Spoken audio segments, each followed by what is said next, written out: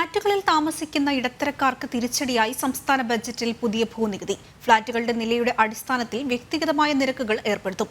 ഇതുകൂടാതെ പരമ്പരാഗത മേഖലയെയും പൂർണ്ണമായും കൈയൊഴിയുന്നതാണ് സംസ്ഥാന ബജറ്റ്. സംസ്ഥാനം കടുത്ത സാമ്പത്തിക പ്രതിസന്ധി നേരിടുന്നതിനാൽ സാധ്യമായ മേഖലകളിലെല്ലാം നികുതി ഏർപ്പെടുത്തുന്നതാണ് സംസ്ഥാന ബജറ്റ്. സംസ്ഥാനത്തെ ഫ്ളാറ്റുകളിൽ ഓരോ നിലയിൽ താമസിക്കുന്നവർക്ക് വ്യത്യസ്ത ഭൂനികുതി നിരക്കുകൾ ഏർപ്പെടുത്തുമെന്നായിരുന്നു ധനമന്ത്രിയുടെ പ്രഖ്യാപനം. ഇത് ഇടത്തര വിഭാഗത്തിന് കനത്ത തിരിച്ചടിയാണ്.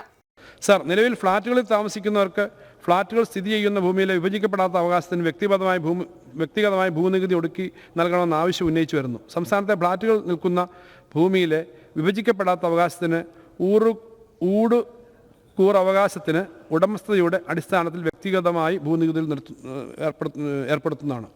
ഇതുകൂടാതെ പരമ്പരാഗത മേഖലയും പൂർണ്ണമായും കൈയൊഴിയുന്നതായിരുന്നു സംസ്ഥാന ബജറ്റ്. കശുവണ്ടി വ്യവസായത്തിന് 53.36 കോടി, കശുവണ്ടി ഫാക്ടറി പുനരുദ്ധാരണത്തിന് 2 കോടി, കാഷ്യൂ ബോർഡിന് റിവോൾവിംഗ് ഫണ്ടായി 40.81 കോടി, കയർ വ്യവസായത്തിന് 107.64 കോടി എന്നിവയാണ് ബജറ്റിലെ പ്രഖ്യാപനങ്ങൾ.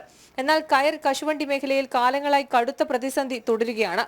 വേതന വർധനവും മികച്ച വിപണന സംവിധാനവും ഒക്കെയായിരുന്നു തൊഴിലാളികളുടെ പ്രതീക്ഷ. കശുവണ്ടി മേഖലയുടെ പുനരുജ്ജീവനത്തിനായി 5 അംഗ സമിതി പഠനം നടത്തി റിപ്പോർട്ട് ഉൾപ്പെടെ സമർപ്പിച്ചിട്ടും കാര്യമായ പ്രയോജനമുണ്ടായില്ല.